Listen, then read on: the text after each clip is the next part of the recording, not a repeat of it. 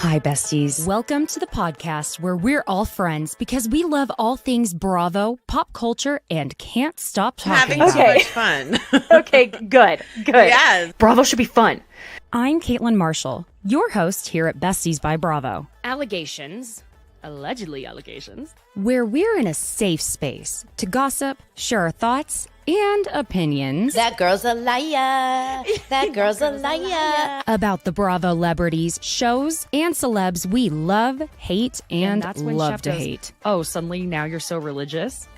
So be cool. Don't be all uncool. He went on a podcast claiming he had a threesome with two women from the Real Housewives of Beverly Hills. Immediately, I was like, I wonder if it's Brandy and Carlton. Because sometimes things may get a little, well, ridiculous. Oh my God. I'm sorry. There's a spider that is coming down. Hold on. Ah!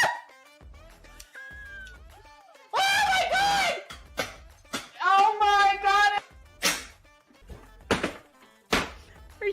It's like the Blair Witch Project or something. All you can hear in the background is, oh my God, has anybody seen my ring? Oh my God. I don't want to ruin the party or anything. Have you seen my ring? Oh my God, can you look on the floor for my ring? God, someone's gonna kill me. Don't mess with me because I will come. What? Oh. Feel free to leave that in for whatever entertainment purposes. I'm so glad you're here to enjoy the fun. So, thank you for joining me on Besties by Bravo. Hi, besties. I do that every time. Hi, besties. Thank you for joining us today. I have Georgio back with me this week. Thank you for joining. Thanks for having me. I feel like I can move right on in. Yeah, you may as well. We're at that point. You know what I mean? Wow. The week for Real Housewives of Salt Lake City has been intense. Let me just say that also, it's the week we're less than a week away from Christmas. We're how many days? Like 4? 4 days, less than 4 days, Woo. because, well, at least here, it's almost over so we have about 3 more days. Yes. Yep. And unfortunately, we're not getting the finale of Salt Lake City until January 2nd. Of course we aren't. That gives us more time to speculate on what the finale is going to be about. Although I think we all collectively know at this point what's coming out. Yes, we are going to discuss that. Hi, Danielle. Thank you so much for joining. Danielle. Love seeing you. Check out Danielle's account. It's Danny Gossip Girl. Be sure and go see that. Okay. Let's start with some of the gossip. Now, I wanted to let y'all know I am working toward a sort of subscription platform, and that's going to be here on YouTube. I'm not starting it on the podcast audio side yet, where basically we're going to be doing, all of us collectively, some different levels where in the subscriptions, there are going to be videos where gossip will be mentioned, will be a little bit more uncensored. So don't have the kids around for those. And that's going to be starting to become available here pretty soon. We're going to work on making that content first, and then I'll let you know when it's ready. Okay, so there's that heads up that is coming, but I'll still be doing this. You'll still be getting the same content for free. So I'm not trying to hide anything behind a paywall. I just also don't need Bravo Lebs yelling at me or random people on the internet yelling at me, which I've been dealing with on TikTok this week. Hey, I saw your post where you broke down that Bermuda Triangle dinner. That was some Georgio Says shit. Oops. I'm not supposed to do this in the first 10 minutes. We're so cock-up-mouthed. What is wrong with us? So bad. I didn't hear anything. I don't know what you're talking about. No, listen, TikTok is it's different.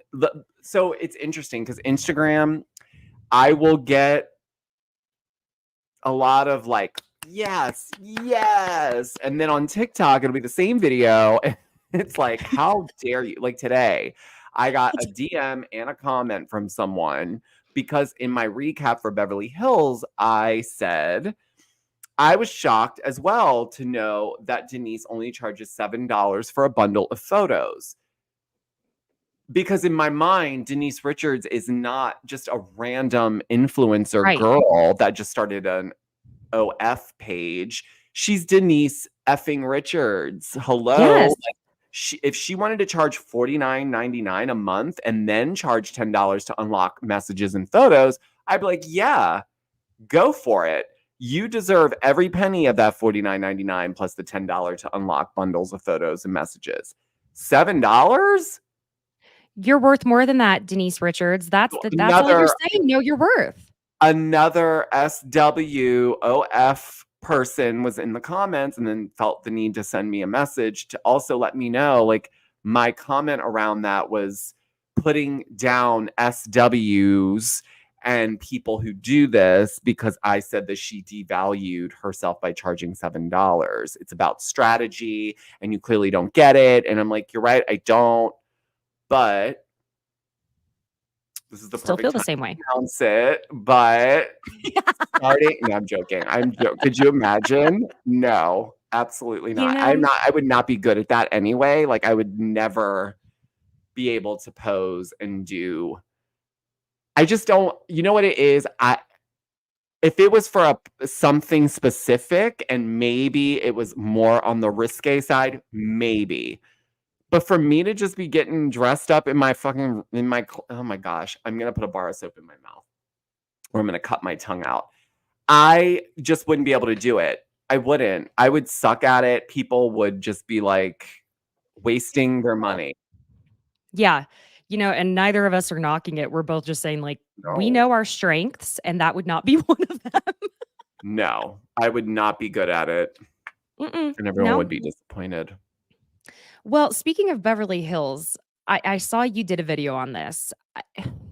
Erika Jayne has been accused of using, and this was by the woman, her Instagram account is Dance Diva Amber, and she's a top 35 dance music artist, and she has been accused by Amber of using her vocals for her live shows, which it's interesting because when you see the videos, I think it sounds like Erika. And so, yes, I watched it several times as well. And also, had Amber not come out and said anything, I'd already seen that video. I didn't think anything of it because obviously if you've ever been to any concert, like I've been to Britney concerts, I've been to a bunch of people's, they always do, I don't want to call it a tribute, but it's almost like I loved this song growing up, so I'm going to perform it kind of thing. I kind of took it as that. Also, I hadn't heard that song in so long, but it is very nostalgic because here in the DC area, we used to have a radio station called Z104. And that song was the song that they played on repeat all the time when it came out. And it was a banger. Okay. Looking back now, and another person commented on my post, me as someone who's in the LGBTQIA plus community, did not pick up on what some said were some homophobic tones in Amber's message, specifically when she was referring to, oh, I thought it was a drag queen, and then goes on to like explain it. And maybe perhaps she meant it differently, but I do understand now a little bit more why it came off that way to some folks. I think the issue is Erika didn't maybe do the due diligence of paying to use the track, but instead allegedly may have upped the vocal of Amber to make it sound a bit higher pitched so that when she sang along to it, it wasn't as obvious. But also, I don't think she thought Amber was going to even know who she was. It's not like J-Lo was the one up there doing it, or because other artists, I guess, have done this, that she has called out in the past from what people have said. So I'm not sure, but I don't know. What did you think? Did you find that to be worth? It felt like a little strong for Amber to. I agree.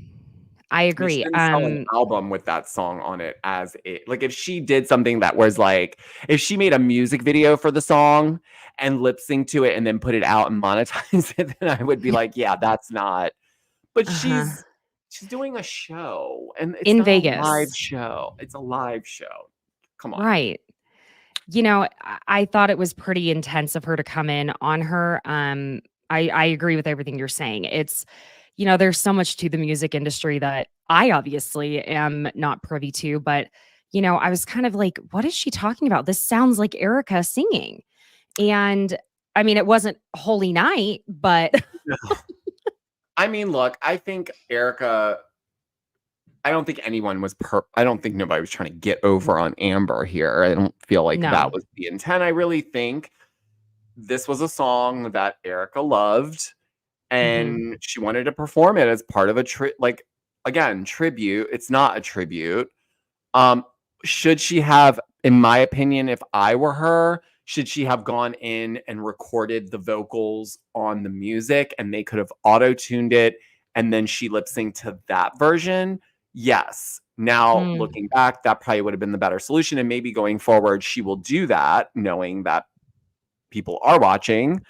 But you know what? I attribute that to the power of TikTok, because I don't think Amber would have even noticed it if that guy in the audience didn't share the video.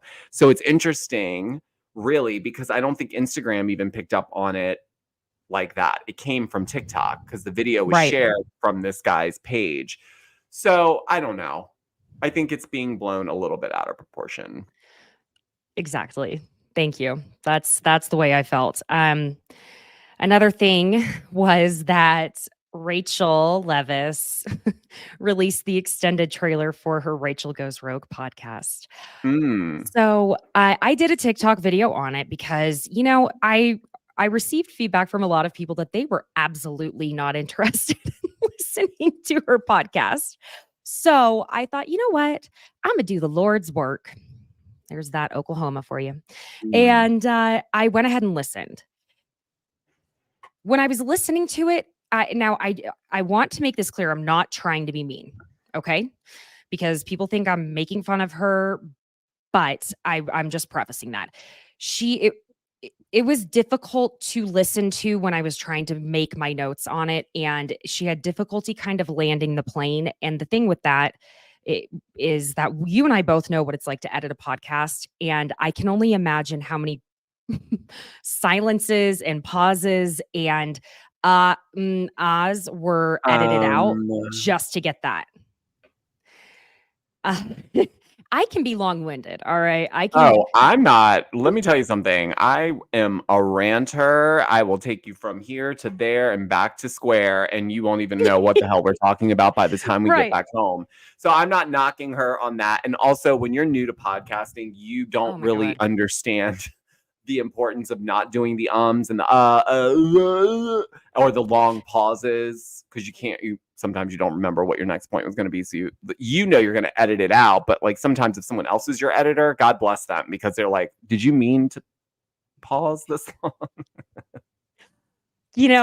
What I would give some days to have someone else edit this for me.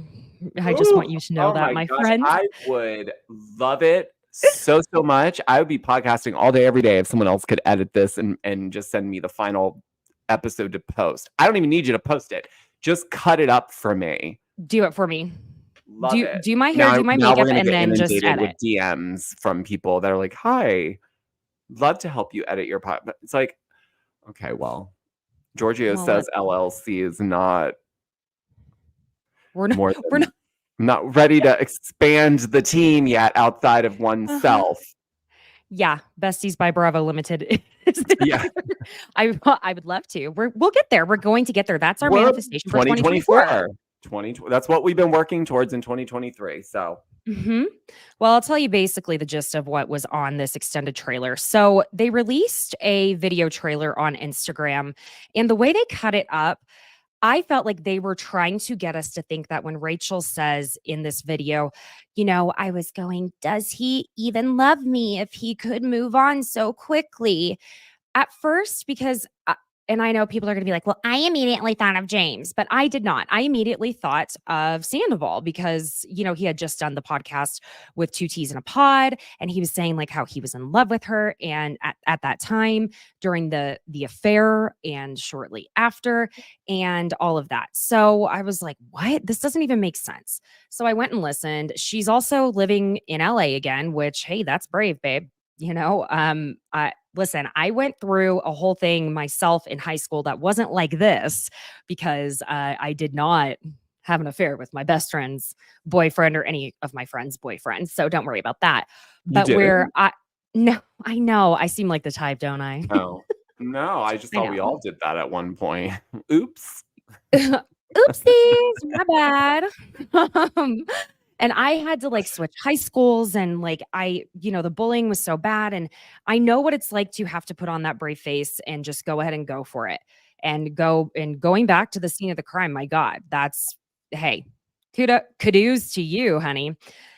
Then she was also saying that none of the cast had reached out to her that she was aware of, which apparently that's not true. Lala's tried to reach out to her. She had blocked Sandoval as soon as she got out of her treatment center.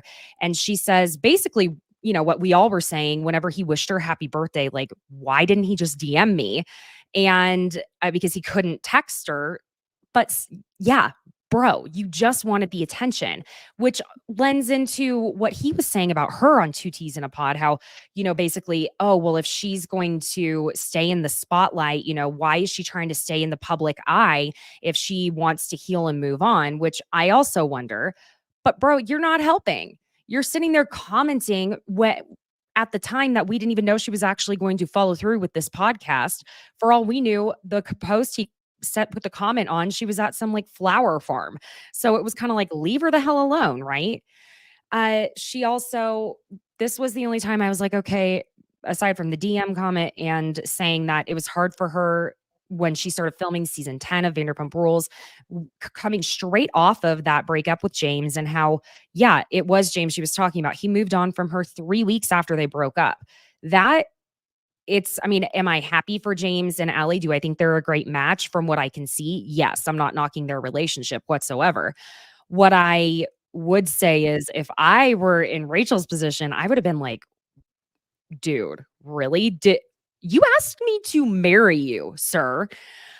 So she says she wasn't ready to be back on Vanderpump Rules filming and that she had been drinking a ton that season. But it's another thing where I didn't totally feel like I got actual accountability from her on what she did, because I think people are forgetting that with all the good things and positive opportunities and outcomes Ariana has had after this, would all of you really want to completely have your 9-year relationship with, and it could be any length, with the person that you are like, this is my person, I am building a life with you, be blown up and completely destroy what you believed was your happy life? Would you really want that in order to get on Dancing with the Stars? Careful with your answer. I know. Listen, I completely, obviously empathized and am team Ariana on this whole thing. However, what I will say on the flip side of all of this is that she's one of the few that has been able to really like elevate outside of the show. People know what her name is now that don't watch Bravo, don't watch Vanderpump Rules, and I'm starting to feel like, hold on, this could come out so wrong, and people will come after me because it's not. I again want to preface this by saying I support her and I empathize with her, but two things can be true at the same time. What happened to her was totally screwed up, right? The other part that I linger on is, at what point do we move on? I'm not saying forgive this guy. I'm not saying put him on a pedestal by any means. But at what point are we going to move on from this? I think she wants to move on from this. Mm-hmm. It sounds like when the interviews are coming up, she definitely at BravoCon didn't want to continue talking about Scandival. She, in She's her over mind, it. has moved on. But the problem is when you're on a reality show, it is content. Everything is content.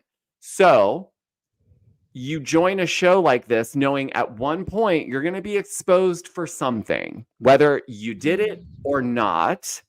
That's part of the game, right? And I go back to, and I know a lot of you guys don't like Bethany, but Bethany said it best. You either kill or be killed. And that really is what these shows are. And we saw a little bit of that in Salt Lake City last night between Whitney and Heather, because you are spending a lot of time with this group. We get an edited snapshot, essentially, of the highlights that they string together to create a narrative and storyline and so on and so forth. With Ariana now going into this new season, totally get she doesn't want to film with him, rightfully so. The real person would never be seen in a room knowingly with Tom ever again. Let's be honest. She would not. She would not go to people's birthdays. People wouldn't invite one or the other. But because we're on a show, you can't pull that card. It's not up to you. You may not have to film a scene one-on-one with him per se, but there's going to be other people in the room and he's going to so happen to slip into the room and you're going to have to interact with him. This is still your job. So I think she is in a space now where she's got to figure out how does she strategize around this? Because I think she ultimately knows he's not going anywhere. It's not going to be a him versus her. Production's not going to do that. Also with Heather, we'll see what happens with the reunion, but you know, these are strong words when cast members are like, I won't be filming with her again. You don't really have a say. You don't. If you want to stay on the show, you don't. You're not executive producer. You're not, your name's not on the credits anywhere. You are talent. So yes, you may not want to be around someone. But I'll tell you this, if it was that bad, she's made enough out of the Scandival situation and done so well that if she really didn't want to be around him, she could leave. Right? Yeah. No one's forcing her to stay. Now, I don't know what her contract looks like. Maybe she was in one of those 3-year contracts where that season 11 was the 3-year. But if they were going to cancel it after last season, that's the question. I don't know. So it's weird to me that we're like, and also I'll watch, but I'm a little skept. I'm a little skept with this trailer. It's good. It's good. It's better than I thought it would be. Me too. But how much of it is real content? There you go. That's the question, because at the end of the day, whenever it's out about, oh, Sheena and Schwartz made out in Vegas, or in the way he says it, Vegas. Really? I mean, obviously now to bring this up. It's just bizarre. I don't know. And like the way they cut certain things, I'm just interested to see what ends up coming of it. I'm more interested in this love triangle between Katie and Schwartz and this young girl That's another thing. I'm sorry. I don't buy it. I think that is something for I think this is this content. I don't really think Katie's in this phase where, look, why is everyone turning? Never mind. It just feels like every day I wake up, someone else is like, oh, what's over here? It's like, really? Well, because dating straight men can be. But also, why are you still trying to link the two people together? Like, can't they coexist in this group and live separate lives? Why do you now have to entangle this? I don't know how this person identifies. I'm not going to assume that they go by she, but nonetheless, they are now linked between Schwartz and Katie Maloney. Really? How does that happen? Was not on my bingo card. That's for sure. That's for sure. Now, when we get to this, let's go ahead and just start here. because we're about to get into Salt Lake City. And yes, I agree. Hallie T Lightwork, it was so good. And I think it's just going to get better. We are seeing a lot of information online, and there is someone named Muriel Bueno. Please forgive me if I butchered pronunciation. I'm just pathetic Isn't it white girl from Morello? Oklahoma. It is Morello, my typo. Thank you for saying that because I looked at my notes here. I am so sorry, Murillo. I apologize. I was just DMing with you on Instagram. Jesus. First, he's accused of stealing from Meredith Marks' boutique. Now we butcher his name. Thanks a lot, Caitlin. God damn it. Take the mic away from me. So he ended up tweeting. I refuse to call it X. Okay, I refuse. And I'm going to say that. So stupid. I'm calling it Twitter. I don't care. I don't care either. We're calling it Twitter. We're done. So he ended up tweeting about how Monica had a blog previously, and he exposed what he is saying. This is the blog allegedly. I'm trying to allegedly this, allegedly that. Right? That's our word of the day, of the year, of our lives. And the name of this account that is allegedly Monica's is Reality Von Tease, and it's spelled like tease, but it's like parentheses around T. And there is a lot of stuff on this account. I mean, I can see where it would be possible. It's very heavily positive on anything about Monica and very negative about literally everyone else. It is pretty wild. It makes sense. And your girl over here, just like Georgio was mentioning at the top of the show, I went ahead and tried to channel my dear friend here. And I was like, you know what? Let me slow down the preview for the finale and see what direction is Heather yelling at. Put those glasses on, baby. Grab the magnifying glass. When you were talking about the angles of people, that's some shit. That is the first thing I look at when I look at these. Where are they sitting? Exactly. I said, that a girl. She pulled up the seating table and arrangements. I did. I went through all of it. And you know what? I will try and see if I can pull this up on the screen whenever we get toward the end of the episode, just so that I can share it. Otherwise, I'll direct you to my TikTok video. I'm not trying to be like, get me more followers. I'm just saying, it's a different format. Okay. But go follow her. Please. It's free. And while I'm at it, subscribe to YouTube, do all the things and join us because we want you in the live discussion. I'm going to work on taking more moments to include your comments and all of that. So I love it when you guys are included. Should we start Salt Lake City, which, by the way, friends, you're going to get a live masterpiece theater here at the end. This is our thing now. We have to continue doing the masterpiece theater because people really love it. They do. It's like the really, sad people at your local theater who just never gave up the dream. And it's only sad to those who don't get it. I'm going to add that to my IMDb, just so you know. Absolutely. Please do. Need all the credits we can get. Okay. Yes, Danielle pointed out something I wanted to say too. Your 12 Days of Besties is a hit. So you must continue that. Thank you, Danielle. Yes, I've been posting on Instagram the 12 days of the best besties of Bravo. And I didn't have time yesterday or today to post. So I will be posting day 11 this evening. Sometimes it's hard to find the content that I'm like, oh, this could be a funny meme or this is something, and sometimes people get annoyed by certain people I pick. And I'm like, listen, they're all fighting. They're all breaking up friendships. I have to just go with my gut. You know what I mean? The struggle is real. It's so real, y'all. Okay. Let's hop on into Salt Lake City. The name of the episode, I forgot to write that down. So this is such a professional podcast. Okay, here we go. I just want to start by saying that I think it was really funny how in Monica's birthday card, her daughters said not to get arrested. And I'm like, what do they know? Are you kidding? First of all, and I'm not you guys know we don't like talking about any of the Housewives' children. Correct. But what I will say about Monica's oldest daughter Mm.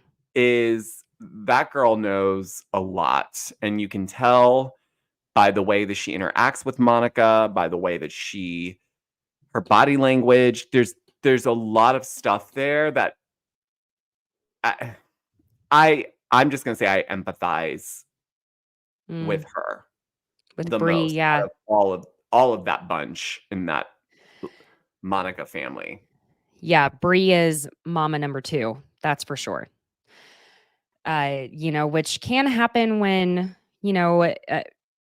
a mother's really young, which it seems like Monica was when she had her, because when they're that close in age. But yeah, she's definitely been parentified. And we know what that usually means when we say like a teenager is an old soul. That's tough. It's tough. Mhm. Well, that's a whole other podcast, dear. So Sure is, darling. Sure is. Okay. Monica goes over to Heather's room and they go for a walk on the beach. Heather ends up apologizing to Monica about what she was saying about her still being married the night before, which I'm glad Heather did because, I didn't agree with what she was saying about Monica still being married and not actually being single. That's not true. They've been separated for a long time. That wasn't totally fair. And I appreciated that Heather recognized that and could just, you know. And I also need to comment on Heather's bucket hat. What was that? That I didn't even blue? know. I love the blue, clearly. Yeah. Salt Lake City gives us some of the best and some of the most bizarre fashion. First of all, I just need to know, maybe I just need to go to Salt Lake City and go shopping to see what the vendors are buying from these brands, because I've never even seen some of these things. Like that hat she was wearing on the catamaran. Like, what? What boutique did you buy that from? And what collection was it? Because it just blows my mind. It's just like, wow. I just sometimes wonder, like, what made you go, oh, that one? That is what I will wear on national television, internationally streaming. I'm sometimes just curious, like, what was the thought process? Did you have someone with you that was just not the best advisor of style, maybe? I mean, I'm not saying I make the best decisions, but you better believe I am sending, like, I was doing this all during BravoCon, sending you photos like, which one works? Tell me. You have to have someone that you can trust with this. And sometimes I don't think these women have a person they can trust well enough. I don't get it. Listen, the other way to find out if someone's really your friend is purposefully put on something horrible and see what they say. If they don't tell you it looks horrible, then they're not your friend, my ladies and gents and theys and the gays. I'm just saying. But yes, you should have someone to bounce things off of, specifically if you're going to be on national TV. Is it the worst thing that she could have worn? No, but it's confusing. I was confused. At best. It would be hard for me to have a serious conversation with her. Yeah. Heather starts explaining to Monica that she, had already been feeling like they really had been starting way earlier in the day when Monica asked about her daughter's sex life, which I am team Heather on that one. Why in God's name? Like, Monica, you have a daughter that's only a few years younger than Heather's oldest. Why in God's name would you try and talk about anyone's child's sex life? Because there's no boundaries in Monica's house. None between the parents and the children. It is like, y'all, if someone had asked me about my cousins, I would have been like, that is not my business. Like, wild. So, I just find that still just beyond inappropriate. It was just not appropriate. I don't think you should ask anybody about their kids. First of all, her daughter's not on the show like that. Like, she is not the housewife. So if you were going to ask anybody about that, it should have been Heather. Why don't you dig into that? Oh, Heather, who are you talking to? Who are you dating? What's going on with you? Into that, but why did you jump right into her daughter? That's weird. It Do you was know very her weird. daughter? Like what that makes it even weirder. Like why would you want to know about someone you don't know and how their sex life is?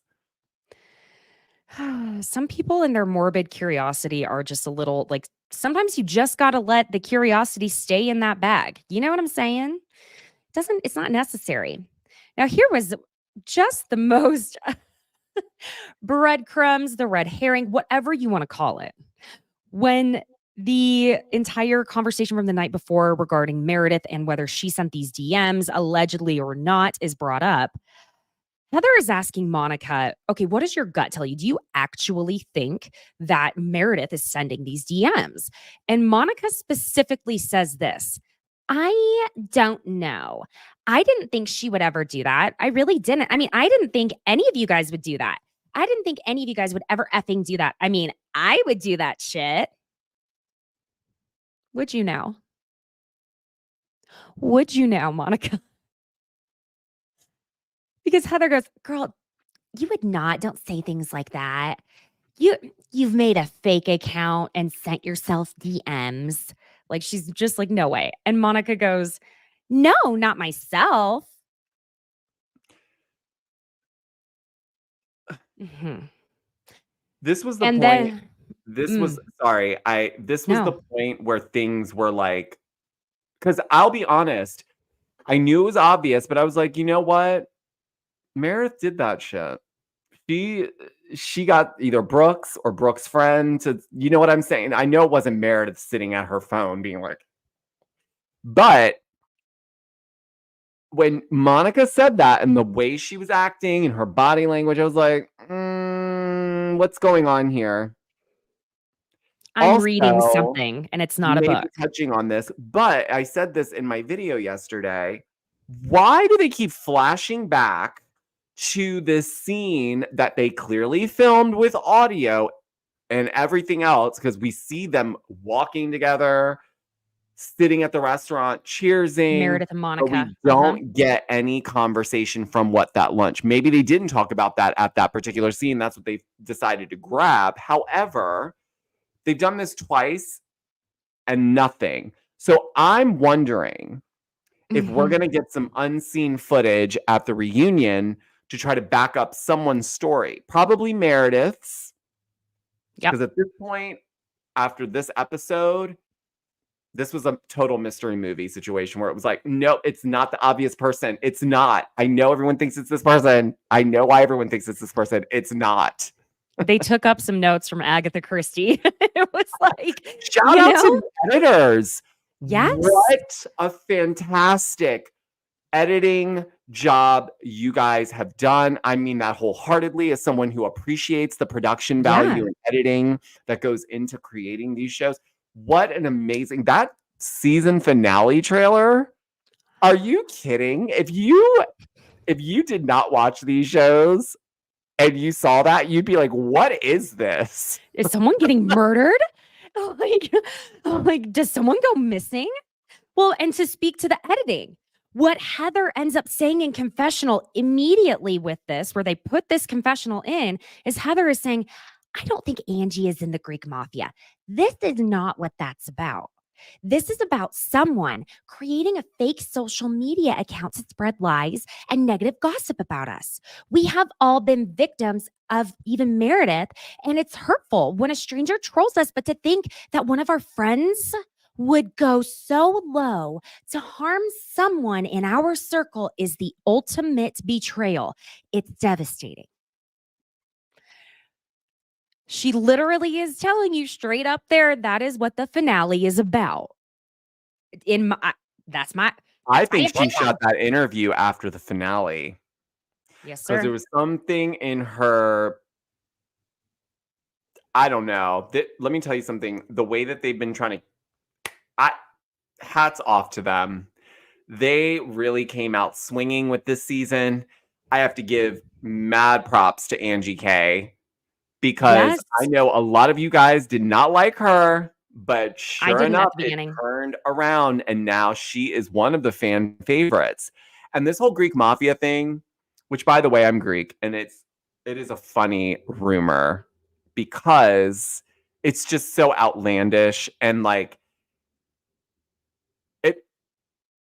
the fact that she's been able to turn it into something where she could probably monetize it at this point if she surprised she wanted hasn't. to. She's probably gonna I would hope she comes out with some merch for Greek Mafia. Yeah. Hello, Angie, if you're listening to this, I will buy it because it's funny, it's quirky. They take you really serious, but then they make things funny when it's meant to be funny, and like they really play up the editing in some parts. I don't know. This has been a mystery thriller, even though nobody was actually like taken out. You know what I mean? But it feels like that's what we're getting to, this whole Bermuda Triangle dinner with the wind blowing in their hair and everyone screaming, and then like the slow motion of that. Like it's a lot. Like I would be like peeing my pants if I was like having to witness this play out in front of my eyes. I'd be like if you were behind the camera or a PA or something, you'd be like, what is going on? Georgio would be just jumping up I would be down. squealing. I would be sent home because if that came out while I was on the beach with them, I'd be like, what? And they'd be like, okay, go. Like, you cannot do that.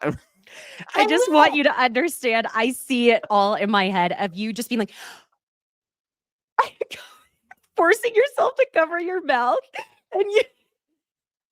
and I can just like see one of the producers looking at you like from the murderer that has her.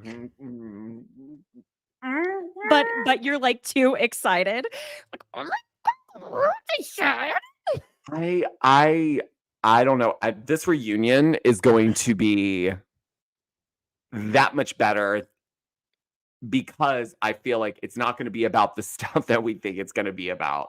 This is going to really turn it on its head. My question though is going to be, was Monica's post basically saying I probably won't be back next season? So Monica put a post up immediately after the East Coast airing of this latest episode on Tuesday night. And essentially it says, this whole journey, I have never dealt with being exposed like this, every aspect of my life, all the mess ups and mistakes out for the world to see. And to me, it's like she's admitting. Also, on top of that, we have what Queens of Bravo posted where they said, not Monica telling on herself when she said on that beach scene, basically, I mean, that's some shit I would do. And Monica reposted what Queens of Bravo posted to her Instagram story. And she said, I've been telling on myself. Are you new here? But that's what I'm confused about. Where are you telling on yourself? Because other than this one thing that we're just trying to dissect, because it seems that like it's very convenient that Meredith's being blamed for this at this point. But I feel like look, I've spotted this very early on and a lot of people did not like it. So I backed off a little bit, but I'm telling you, she knew exactly what she was doing when she came on this show. She plotted and strategized this entire thing, my opinion, allegedly, whatever. I feel like Linda, they absolutely knew going into this what they were going to be fighting about, what they were going to expose, because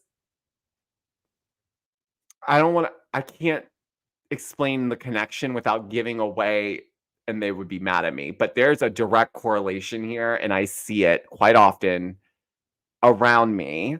And that's all I will say. And I'm not going to lie, it kind of triggered me a little bit because I was like, oh my gosh, this is like. So I instantly thought, no, Monica, first of all, Monica worked with Jen Shaw. You can't work with someone like that for that long and not be up to some shady stuff. I'm sorry. Birds of a feather eventually flock together, and you may separate and leave and do your own thing after, but don't act like you weren't scheming with her at some point. But when it suited you to turn on her, you did. So that's what I'm saying. Like, I'm not saying that she I don't know what I'm saying. I just feel like it's not that I don't like Monica, because No, we do like her. we like her As for the odd as that show, and is. I personally think that she is what made the season.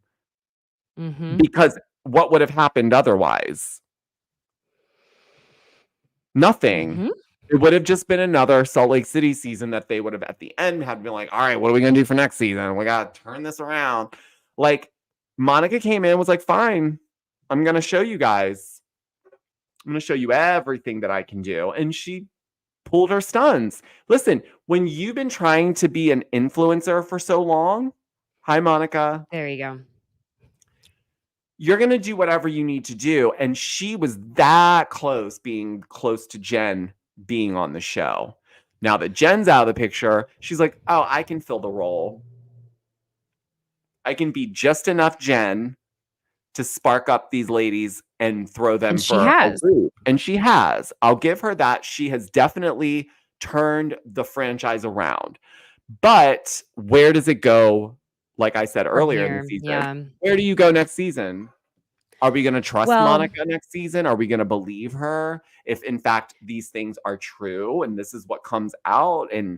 But based on her explanation, Mary seems to be fine with her. So it must be something else in the mix. I'm going to tell you what I think it is. I also heard there's 2 or 3 other ladies who've done this on this current cast. So I don't know. I think what it's going to be is that Monica is going to explain away the fake account or what have you as being this old account that she hasn't touched in a little while. Okay. I think that's the way she's going to have her explanation of it.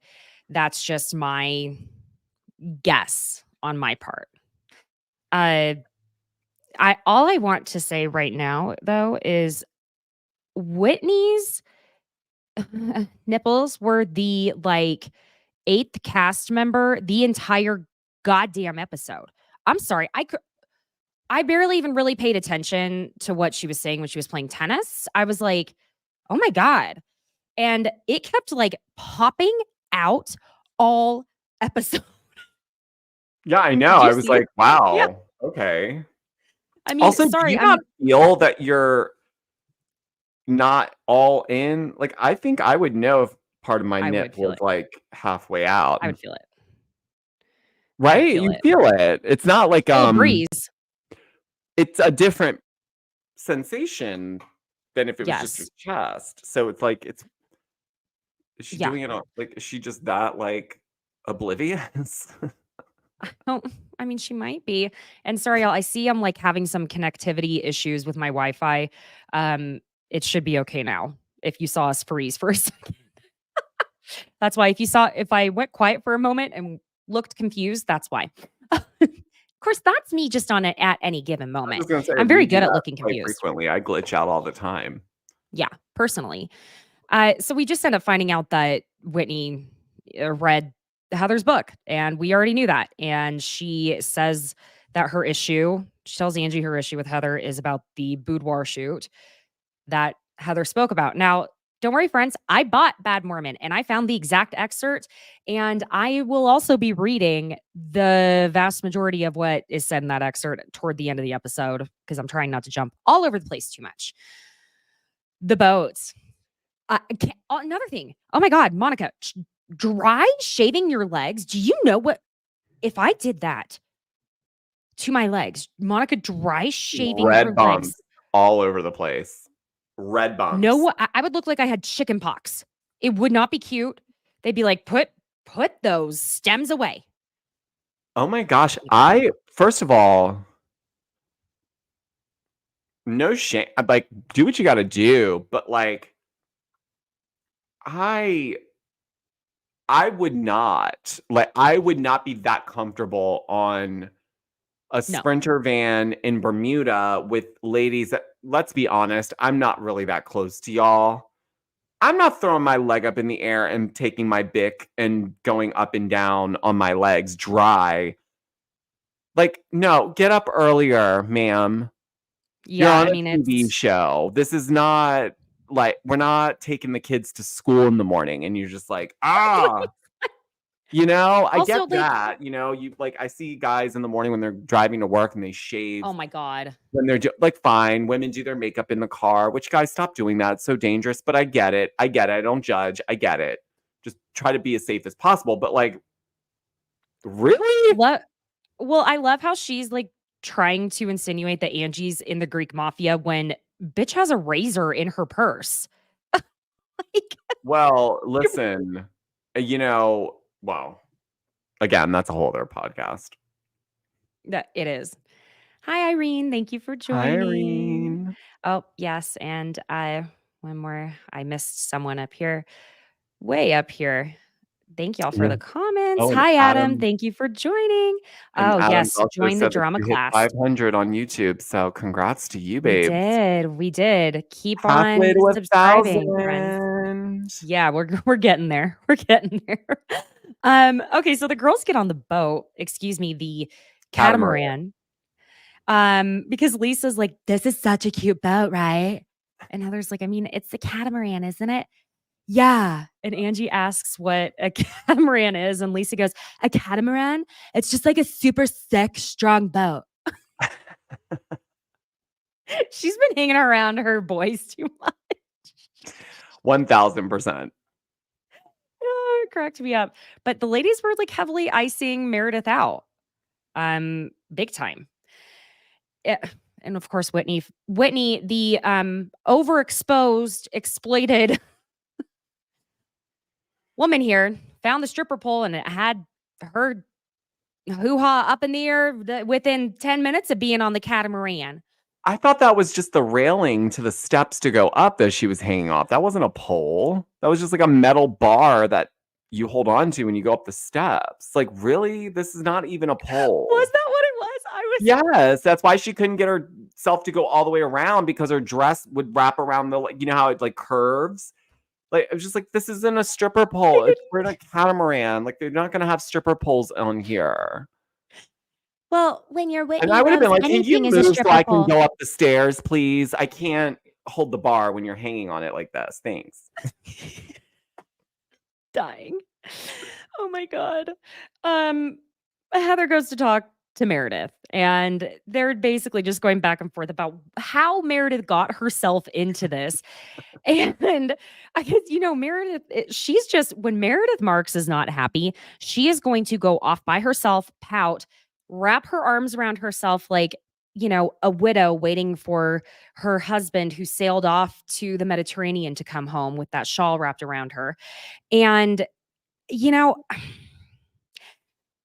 she tells us something that's important as well, which again, we're still getting, like you were saying, those clips where there should be footage and there should be audio of scenes between Meredith and Monica. And we're not getting the information. We're still stuck with the she said, because Meredith says she sat next to Monica on the way back from Palm Springs, and that Monica is the one who was telling her all these things about the quote unquote tax lien, the bankruptcy, all of these things, which again, when you're in business, I'm sorry, and I'm not talking about whatever goes on with like Jax Taylor and whatnot. I'm talking about like if you have a business, it is not unusual for certain things like this to come up and happen. And Georgio has explained here on the podcast what Angie ended up providing for him by way of explanation for all of these alleged documents, what they meant, what was true, what wasn't. And, I guess Monica's the one who asked Meredith if she thought Angie was in the Greek mafia. So it was 2 weeks after the conversation Monica had with Meredith, where she had asked Meredith if she thought she was in the Greek mafia, that Meredith gets these DMs. And that's why Meredith was like, whoa, these are the things that you had just been telling me. Did you get one of these as well? Meredith's explanation made perfect sense to me. Are you kidding? That was my aha moment when she started to explain it. I think it was in her confessional where she really explained it.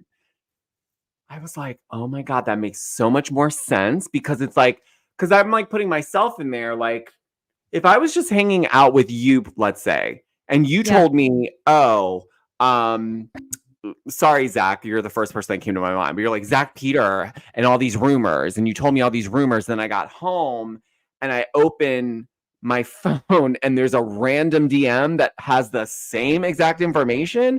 Guess who I'm calling first? Me. You. Because I'm like, Yes. wait, did you also get this? Because perhaps not because I wouldn't have called you first because I thought you sent it. No. I would have been like, oh, did you get the information from this DM? Like, did you see?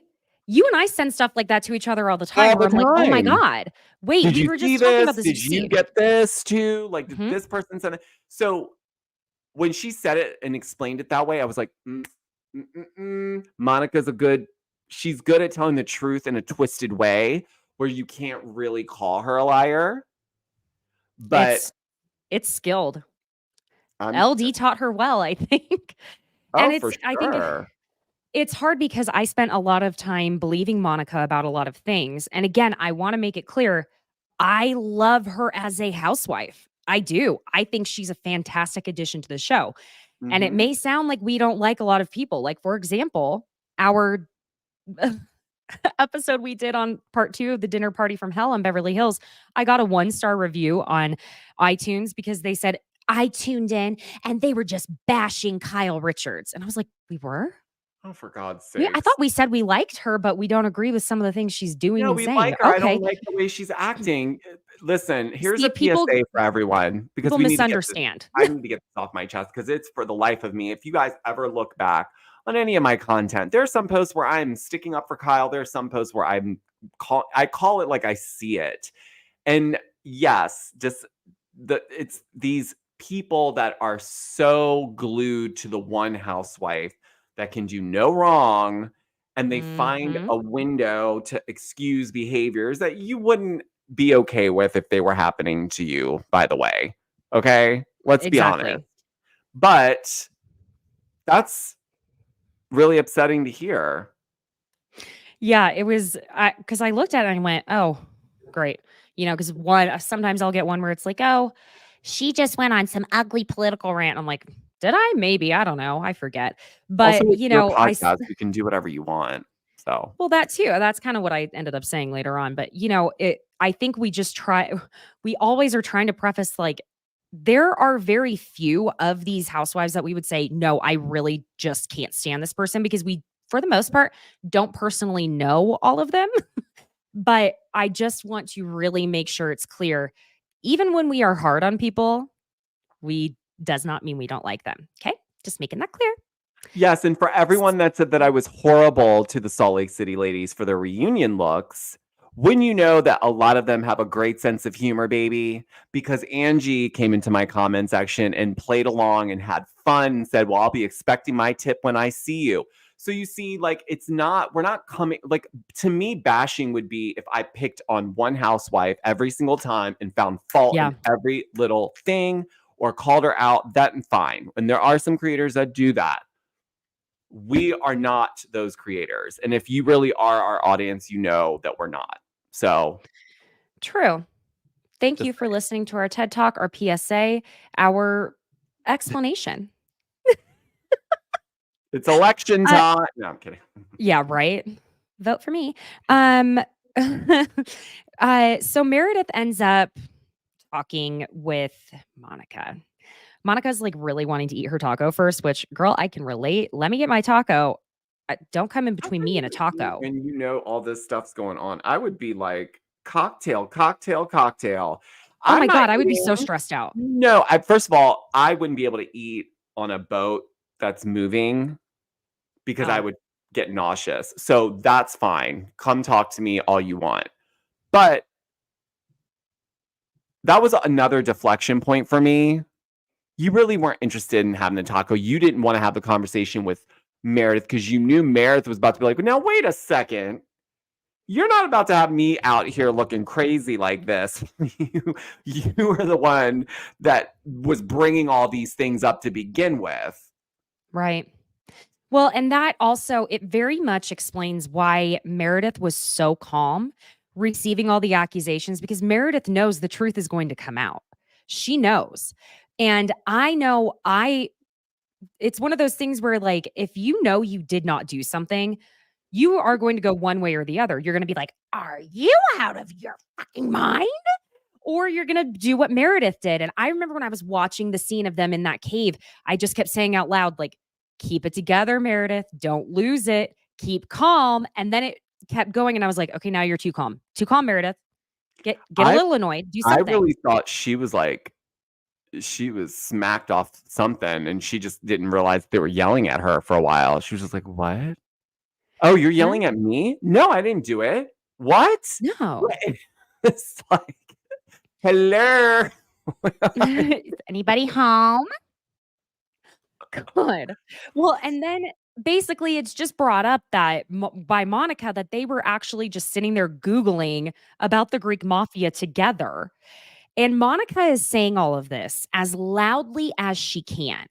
And so it's getting the attention of the other ladies because Monica's wanting them to come back her up. She doesn't want to be by herself out flapping in the wind all alone. And it's very obvious when you really are just putting that lens on of being fully suspicious of Monica instead of Meredith. You go, okay, I see the game. I see what you're doing. No one can call Monica an idiot. That's for damn sure. Because that's when Lisa, we love it when Baby Gorgeous gets on one, don't we? Because Lisa gets up, Meredith, stop lying. Stop lying. You're lying. You're a liar. Don't do this to Monica. You did it to Whitney. You've done it to me. You've done it to all of us. You're a liar. Just admit it. You fucked up. Just admit so we can all move on. You're hurting good people. And eventually, she also says to Meredith, Meredith says to Lisa, stop yelling at me. And Lisa's like, you're just so calm and you're a fucking mess. And you're not going to have many more friends when they see what a fucking liar you are. Okay. I just want to put this in here because Angie brings us, we've had Angie give us one iconic line, Google me, bitch. And now we have her give us another one. And it's so funny to me when Angie does stuff like this because it hasn't come to her naturally yet to be this way. I love her for it though, because she's just like, well, because she's grown on me. If she hadn't grown on me, I would have been like, what is wrong with you? But I love it because I'm like, I see who you are when you're not pushing yourself to be this person. Sorry. Even Monica laughs out loud at Angie when she does this because Angie and Meredith start going back and forth and Angie says to Meredith, I own the streets of Salt Lake City because I'm a fucking reputable businesswoman.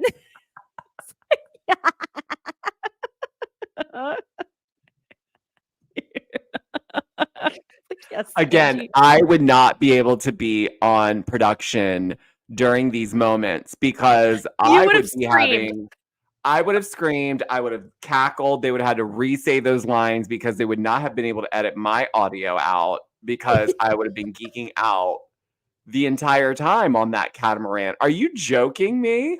First of all, I think you noticed this, and we'll get to it at the end, but that who I thought originally was this innocent bystander by the door was just a PA that was brought on probably for Bermuda because she's like, whatever. And I realized this later because I saw a picture of her and Lisa Barlow from that night. And I was just like, oh my God. But if that, like, I'm putting it out there right now.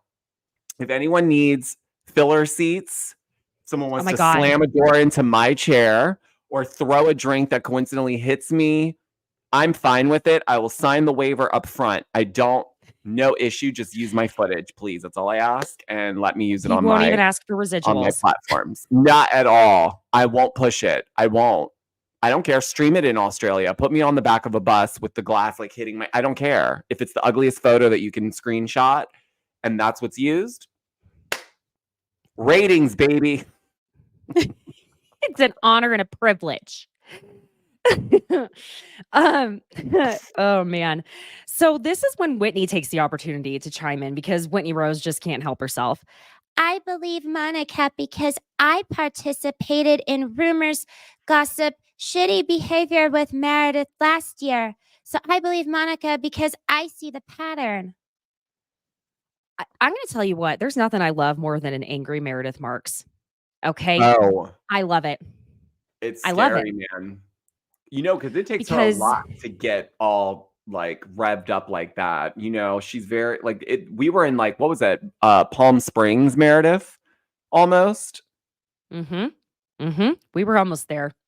Because, you listen, don't engage Meredith and you better not narrate her because Meredith goes, Hold on a minute here. I'm tired of hearing that because that is incorrect. I'm getting very irritated about everyone narrating me. Don't narrate me. and she stomps off saying, I'm getting really fucking pissed off. And we get a little glimpse of that little Meredith Marks cheek when that wind blows her little baby cheek. It's like, oh, there it goes. I would not want to be her production person that has to go talk to her when she storms off, though, because I would be afraid that she would like her eyes would turn green and they would shoot lasers at me if I went too soon after. Like, give her a minute. Give her. Her head is not done spinning around. Just give her a second. No one gave her any pea soup, did they? I hate peas so much. Oh, do you? I love them. Oh my god. Oh my gosh. Really? I don't know why. It irritates me, that's actually. how I feel about artichokes. Really? I have a friend like that. They get very irritable about artichokes. There's something about it. I think it's a texture thing for me in peas. Is it? It's like not what I expect. It's like because I think they're closely shaped to corn. So I'm expecting a little crunch. And then when I bite into it, it's like mush. And I'm like, oh, no. Like this, I need to be prepared for the mush. Mm-hmm. I'm really glad that Meredith and Angie ended up sitting down and just chatting. I love the way those two know how to move on and joke about something because they move forward. Meredith then walks over to Heather and Lisa and is like, so Angie and I spoke and the final decision is she's going to take a hit out on me. And Lisa straight up took her seriously. What? Oh my God. I was like, wait, what? But do you know that she is funny when she is doing that type of stuff, when she's dry and just like coming over with the head tilt and like said it so seriously though, that like they probably were like, wait, did she really say that to you? Yeah. Because Meredith is so serious all the time. She takes herself very seriously from what we typically see. And it was just hysterical. I was like, you know what? Because that tells us even more. It was brilliant. It was a brilliant move on Meredith's part because Meredith is now making it clear, ladies, I never once thought Angie was in the Greek mafia. She made it very clear that it's laughable. Where was Meredith? Let's just say though, let's say Meredith did say it. Where was it going to go from there? Was she going to bring someone from the Greek mafia onto the show and be like, oh, do you know Constantine? No, Constantino, Angie, do you remember him? Like, that's not something you can even link back to anyone because the Greek mafia people are not on paper like that. You're not going to see them at a cafe smoking cigarettes. And like, you know what I mean? Like, it's not 1982. Like, no one's out and about. I think Meredith was just being how anybody else would be when they don't like someone, like just talking smack, but not being like for real about it, like not really thinking like, oh yeah, she's linked to this building and that building and Main Street and her fam. Like she wasn't. I don't believe that Meredith would even take it that far. A and B. No. I do think Meredith learned her lesson last season with Whitney, but also. That was isolated because she was pissed off at Lisa, rightfully so, because Baby Gorgeous went off on a hot mic and said a lot of things that would probably piss me off too. So I probably would come after her the next season, but it was isolated. It wasn't like Meredith just jumping around, at least not to my knowledge. No, it was isolated. And that was, I mean, and it was another thing of like ridiculous rumors, like that were not like no one thought Baby Gorgeous was given Bobos for basketball tickets. It's like, come on. Really? Come on. It wasn't happening. No. And then they all go back on the Sprinter van, and Monica's getting so pissed off that Lisa and Meredith are at the back of the Sprinter van, just being close to each other. And because Meredith was telling Lisa how Brooks got signed to Ford Models, that is a huge agency. Huge. They are very reputable. Ford Models is like, if you are a model and you get signed at Ford, that is like you've top made dog. it. No, you've made it. If you get signed with Ford, you are good to go, baby. So yeah, but also, why would it bother you? Why would it bother you? She wants everyone to turn against Lisa. Exactly. She wants everyone. First, she wanted everyone to turn against Lisa. Now it has to be Meredith. She's trying to work her way into breaking this group of women up. She's trying to divide them, and I think really after Palm Springs, she saw an end when she saw the Angie and Meredith stuff going on. So now it makes me think that maybe you were bringing up these rumors to perhaps get Meredith to fall into it enough that you could turn around and say, oh, well, Meredith brought it up because she was there. And yes, she probably did engage in it, but I don't think Meredith was going to take it that far. I don't think she would ever try to push that. She was just talking shit. Yeah, totally. Like anybody else would have. That's all it was. I will never be able to look at Justin Rose's nose the same ever again. I don't even want to talk about why. Thank you for that information, Whitney. It's like the thing here is Whitney is trying very hard to get Heather to come after her first so that she can bring up her issue with the book. And she won't stop. No one cared to randomly know this I'm assuming subjective fact about Justin's nose. Like, God, ew. I'm sorry. I'm not a prude, but ew, I didn't need to know that. But what does that mean? Is he like doing one of these down? Like with his nose? Like that? Who cares? It's the fucking nose. It's just weird. It's weird. Okay. We'll have a conversation about that later, Georgia. Yeah. I don't know how else to explain it. Yeah. So we see Whitney getting pissed more and more because she feels like Heather is shaming her instead of empowering her when it comes to her wanting to talk about her sexuality. The thing is, Heather has always been uncomfortable in this conversation. This is not new. And the difference here also is that Heather was writing about sexuality and the lack of freedom she has always had in it because it's what her book was about, was the shackles she felt from being a Mormon and how she felt freed from them by going ahead and being a bad Mormon and not being a Mormon anymore. Writing about something versus sitting on a Sprinter van talking about whether your own daughter has had sex or not and about Justin Rose's nose when it comes to oral sex. I mean, no, it's not the same thing. It's not. I don't know why I'm sorry. This whole Whitney book thing is just, I'm not buying it. No. I don't believe well, when we get there, I'll tell you why, because it was dead clear as soon as they had that conversation. I was like, oh, yeah, no, you are dead in the wind with this because why are you bringing it up? She literally she brought the book with her on this trip, wanted to make sure that they filmed her reading it. It was just a matter of time before she brought something up. She made a whole thing of it. Be sure and get a shot of me on the beach reading Bad Mormon. Oh, hi, Jamie. Thank you for joining. Jamie. So let me pull this back up here. Okay. What was Monica doing using Whitney's makeup artist that Whitney paid for, by the way? What was that? Whitney had to ask her as nicely as she could to get out of her makeup chair. Because Monica probably was like, can you just do like a quick... Oh, I hate that. You know what I will say?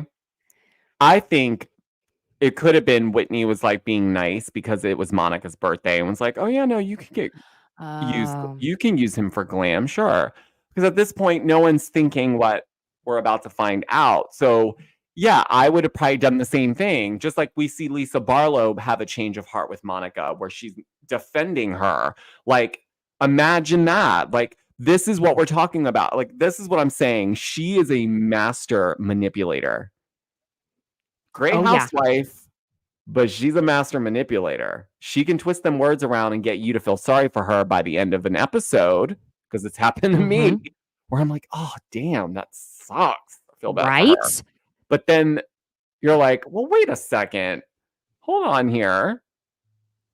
Because, you know, she seems like one of those people that the tears will come out just as fast as they'll suck back into her eyeballs when she's got to keep it moving. And that is scary. Very, very scary. Yeah. See, that's one thing y'all don't have to worry about with me. I may have been an actor, but one of my biggest pitfalls being an actor is I could not cry on demand, and I still can't.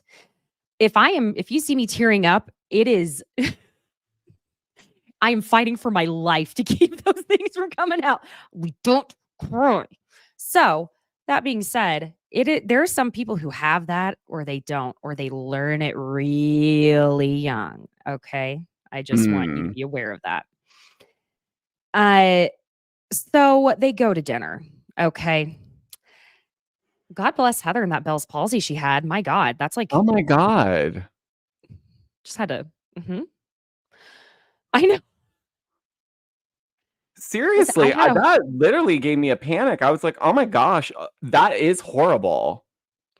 I had to have a tooth removed when I lived in LA. That it was a high risk Bell's palsy procedure, and I just pretended just not to even. What? I did not entertain the idea, and I think sometimes that's the best way to do it. Was I just learned what Bell's palsy was a couple years ago. It's something that happens. You know, it can go away, but you know. So Monica brings up that Meredith and Lisa were literally screaming at each other on the catamaran, and then they're perfectly fine on the Sprinter van. And Monica's not understanding why Meredith is still mad at her, because Meredith and Lisa have been friends for a very long time. You just met them. They have a history. I don't get it. This was another part of the episode where I'm looking at Monica sideways. I'm like, why are you so concerned? Because if it was me, I'd be like, oh, good, you guys are making up, or good, you guys aren't going to sing mad at each other. Like, because the whole point of this group is to move on from conflict, right? So you're supposed to, that's why we see a lot of housewives try to bring other housewives together that are feuding to be like, okay, let's talk it out. Monica's like, drama is in the resolution. Why are they talking? Oh, my plan isn't working. Like, it's just like, it really was dawning on me, like play by play. I was like, oh, I think it's you. Yeah, you are the culprit. It was you with the butter knife in the study. Literally. So Lisa basically just explains, and y'all have heard me say this about women who have sisters so many times, and I'm sorry, it is totally true. Lisa hit the nail on the head when she just explains, I feel like I came in really hard today, but I feel like it's like a sister thing. Like me and my sisters fight all the time. I mean, I can be like, die, bitch, and like go shopping 5 minutes later, you know? So I think it was very confusing to some people. Not to me, because that's how me and my sister are. We can get into a blowout and then we're good the next day because that's just the way it is. I see this in Meredith and Lisa, and obviously they have enough history that they were able to move on from that hot mic moment. Like, come on. Yes. So and Monica asking that, this yelling on the catamaran is not going to be the end all be all for Meredith and Lisa's friendship. Give me a break. No. And that lends to, you know, Monica asking, well, like, where is my in-between step for acceptance and moving forward? Because Meredith ends up saying that she decided to accept Lisa for who she is. She gets heated and she has a bit of a meltdown and then they move on. Monica is like really triggered by this thought that Meredith won't look at her or talk to her. She is seeing LD or something in her It is. eyes. I thought the same thing. She's triggered. It was almost like a mother who was not paying her daughter any mind, and her daughter's Mhm. fiending for some sort of attention. So that's what she was giving. Because I didn't find, okay, first of all, if Meredith really didn't want to deal with you, she wouldn't have sat across from you. She wouldn't have. And she would have been in her right to not. And someone would have let her Right. sit somewhere else, considering you kind of were the one that threw her under the bus here. And she's been getting landslided the entire trip pretty much because you are going around telling everybody that she started these rumors or was going to say the rumors that you've been the only one saying, let's be honest, Monica, Mhm.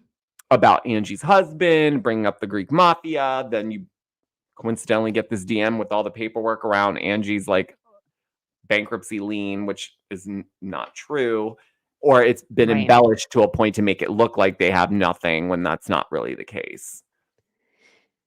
Yeah. Well said. Okay.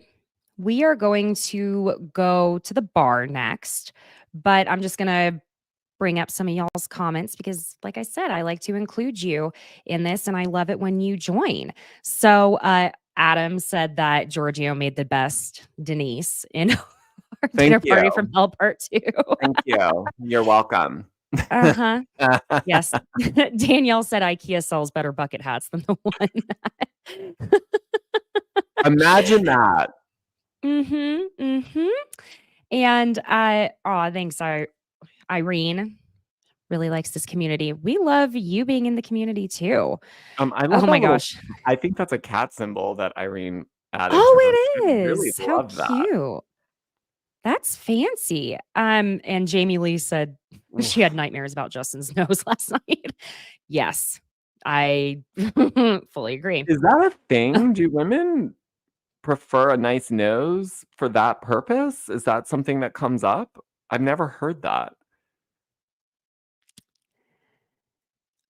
Is that what We're we're gonna have a doing down conversation. there? I don't know. I know this is not something. We obviously can't get into the nitty-gritty about it. I just found it odd that it came out the way it did and at the timing, and it was not really on par. It's not like everybody was talking about something similar. It was just like, I know it's very. I'm not gonna lie. Let me just say it wouldn't be my preference. well, like, It's what if it's odd. a bumpy nose? That'd be like uncomfortable. No? It's Like something that jamming again, my like nose down. Like, don't jam your nose down there. Like, I don't know. Maybe that's you and I will have a conversation at a later date. don't knock it till you try it, I guess. Who am Yeah, I? it just, okay. The ladies sit down at the bar and eventually the lights start flickering. I think it is the ghost that must surely be about to possess Whitney Rose. Well, my dear Giorgio, are you ready to start our masterpiece theater? I've Giorgio, been preparing. I can't okay. wait. Giorgio Takounakis will be taking on the role of Heather Gay. I, Caitlin Marshall, will be taking on the role of Whitney Rose. Now, I don't have Whitney, anything yellow on, but I do have these yellow Angie mm, K shades. So I'm going to oh my God. Well, differentiate you know what? myself. Heather's been joining in on those shades game that Angie has. And, I'm not going to get so into character that I have my nipple falling out. You're welcome. And also, I'm sorry. But, okay. Whitney brings up to Heather that she has read Bad Mormon and how Heather was super uncomfortable with the talk about sex with Monica last night. Last night was hard for me. You told her to shut the fuck up, but you openly write about my sexuality in your book. I wrote the book and it had nothing to do with your sexuality. I wrote an anecdote about you soliciting me for a boudoir shoot. You talked about me taking my clothes off, slinging my panties. Like, I think that it is hypocritical that you won't talk about your own life, but you'll write about mine in your book. And then we have Heather in confessional. I don't talk about Whitney's sexuality in my book. I described when I first met her. I was a boudoir photographer and she was a sexy model. You never asked for my permission to write about my sex. I did asked about it 4 times, and you said to take out the part where you said it was my decision, and I did. So I'm assuming that this was about Whitney saying it was her decision to take her underwear off for the shoot because Mhm. You're missing the point. You knew what it was before it went to print. You're missing the point. You won't talk about sexuality, but you'll fucking explain mine in your book to effing sell it. and everyone's like, "What?" The the pan across everyone's face is brilliant, okay? So then Heather says in confessional, Like, what is Whitney trying to do? Take credit for the book being a bestseller because she and my friends are in it? It's just not true. We discussed my book 100 times and she knows what's in it and she knows that it's not about her. It's called Bad Mormon, not Bad Shitty Friends. I Okay, so back told to one Heather. story about your boudoir photography session and every word of it is true. Yeah, and then you won't talk about sex with her. Every word of it was true, and I never talked about your sex life. Monica's like eyeing toward Angie. Maybe we should skip that chapter when we read the book so we know what the hell's going on. You exploited my sexuality in your book. Do you understand what you're saying? Because you sound like an idiot. Oh, you sound like an idiot. Pull my boob back in. You sound like a hypocrite. I am an actual New York Times bestselling author. Good for you. I think you're a ridiculous bitch for even saying that. And then Heather damn near body checks Whitney. Poor Angie. She's catching strays as usual. Angie is always catching strays. I don't know how this always happens. And Heather's just telling Whitney to get out of the way before Whitney gets knocked over. And then she jumps up and barely touches Heather, who collapses to the ground. And then Heather goes, You took my shoe off. You exploited my sexuality. so it sounds like Whitney's justifying taking Heather's shoe off because she thought her sexuality had been exploited. What is your sexuality? You're wearing it right now. Own it. So the girl sitting by the door, like we were talking about, is clearly a PA or something. Like now we know because she's just in the middle of the crossfire. Her chair keeps getting hit by the door. And before we get into the parking lot scene, I read this excerpt from Bad Mormon. I bought the book, did the whole thing.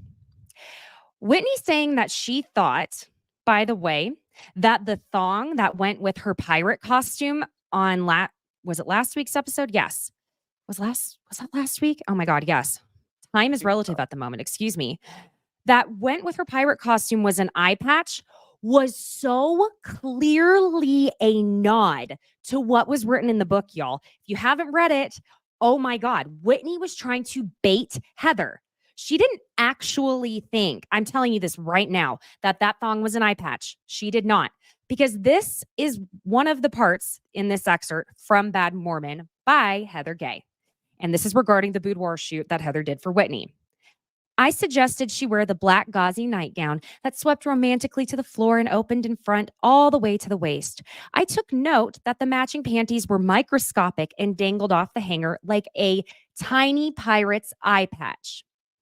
She literally refers to this thong underwear in her book as the pirate's eye patch at least 3 times. And not a single person there picked up on that. That is why, ladies, when your cast member writes a book, go read the book, because you would have picked up on that, and we would have had a lot more going on in that scene in particular. That dinner, Whitney wouldn't have been able to get away with saying that if y'all had been paying attention. Go read your castmates' books. Okay. It Anywho, helps. it does. It's called doing your homework. So they get out to the parking lot. Heather takes off into that parking lot and is fully removing her mic, and Whitney is chasing after her. Heather, it's not fair that you sex shame Monica and exploit my sexuality in your book. Why are you so defensive about it? I want to have a conversation with you. I don't want to have a conversation with you. You are drunk and crazy. Get away from me. I'm not drunk or crazy. You're both. No, you're guilty because you exploited my vagina in your book. You exploited my vagina in your book, and you exploited something I did for my husband in your book. That's the goddamn truth, and that's why you're running away and you can't stand in my face because you know I'm right. So stop effing lying and own your shit. So the producer tries to go over and talk to Heather. She's just like, She's like, get away from me. Get her away from me. go away. Okay, so before we do one more quick discussion about the preview of next week, I'm now going to read to y'all. Still go buy the book.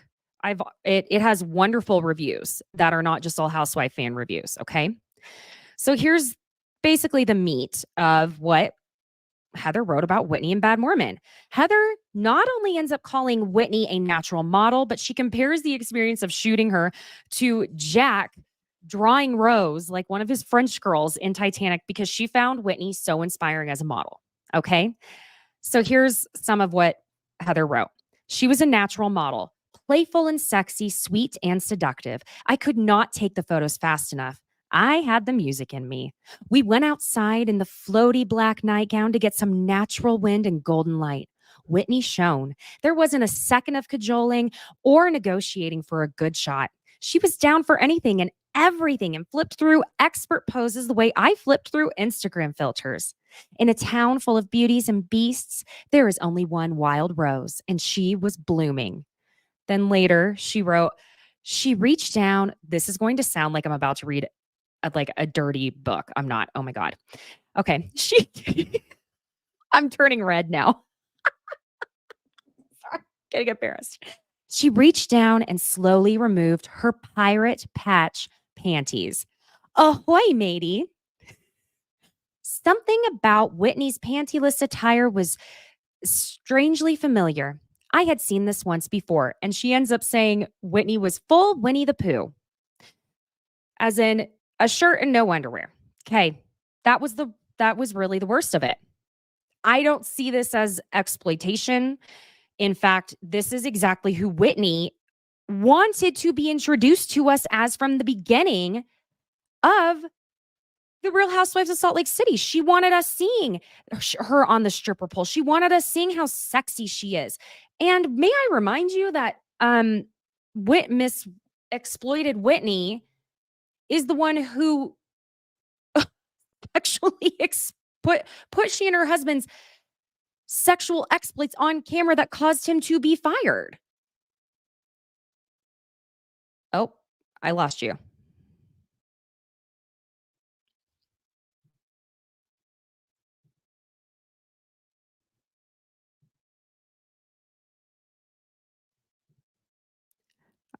I lost sound on you. Oh, because I was mute. Because that would help.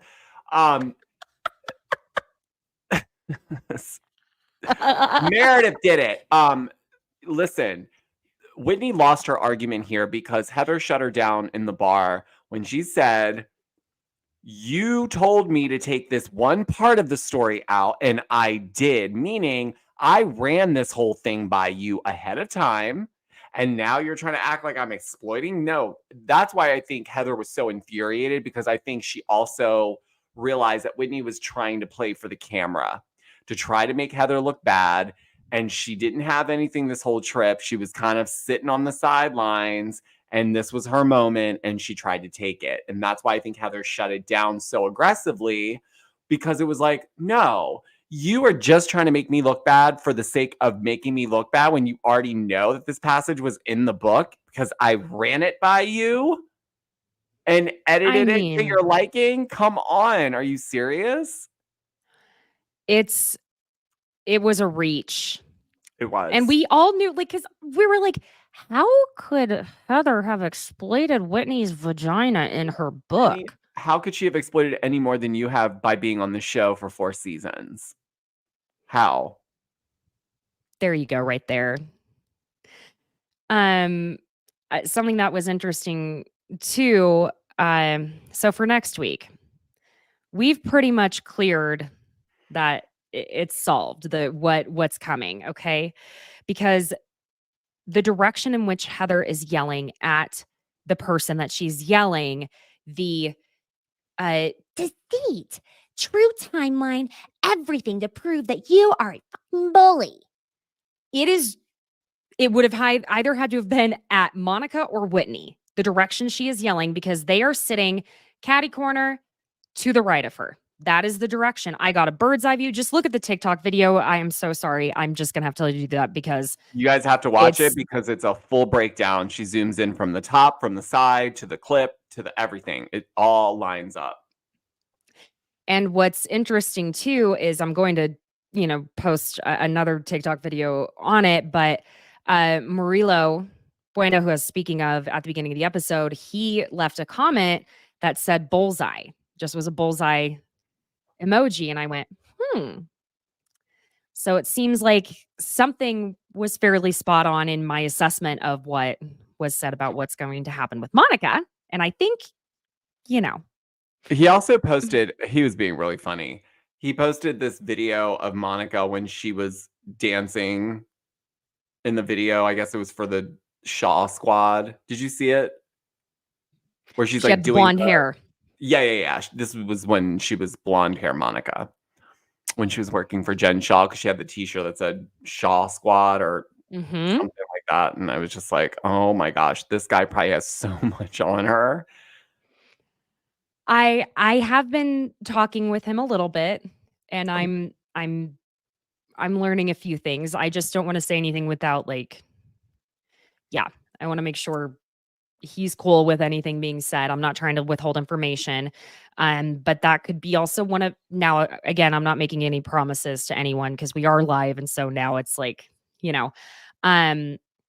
so that could be one of the type of things once subscriptions are set up, just because sometimes putting everything all out there, it's also it's not because we're just trying to get people to pay us. It's like a protection at that end of okay, we're in the bestie circle. We're behind closed doors, besties. This is going to be between us type of thing, because I want to be able to be a little bit more candid than sometimes I am, which I know, hard to believe that I could be any more candid than I am.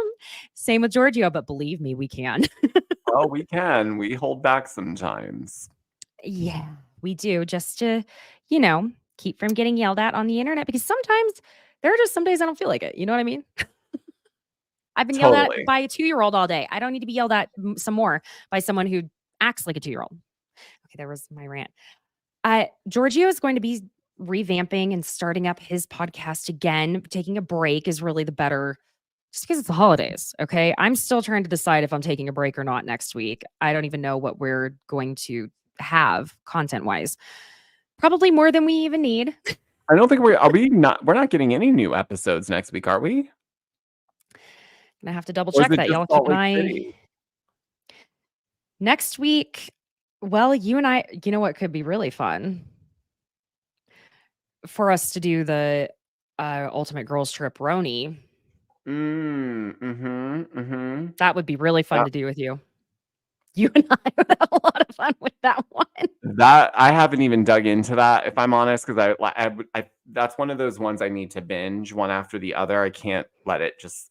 And I know that Peacock dropped the first 3, and another new episode came out today. So, yeah, let's talk about it next week, because I feel like, listen, Yeah. just for everyone who cares, my podcast is not going away. I've struggled with schedules, and I want to do more with it rather than just talking. And like, I want to have guests, and I just want it to be a little bit more elevated. So my plan is the new year, I'm definitely kicking off a whole new schedule of things. So I will be back. I promise. Well, it's the holidays. A lot of people take breaks. We should be taking a break, but in case y'all haven't noticed, I rarely do that. Not good at And taking breaks. Georgio rarely does himself. So that's why I just wanted you to know, keep an eye out come the new year, because he will be doing more episodes of his. And on top of that, you know where to follow Georgio. It's at Georgio Says. Go find him. And so far, I think our plan for now is to continue doing our lives together on Thursdays here on mine.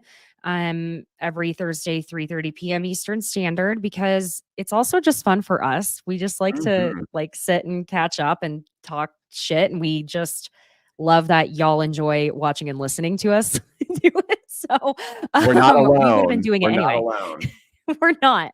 That's why we love the Besties community here. So friends, be sure and go wherever you're listening to Besties by Bravo, wherever you listen to the Georgio Says podcast. Leave the 5-star review. It means the world. Subscribe to both of our YouTube channels. Like I said, the more subscribers, the more things I can start offering that are a little bit more exclusive to those of you who have been loyal the whole time. And that I will be giving you more info on soon. But until then, if you celebrate Christmas, have a wonderful Christmas and the happiest holidays. If you celebrate Hanukkah, Kwanzaa, happy holidays to you as well.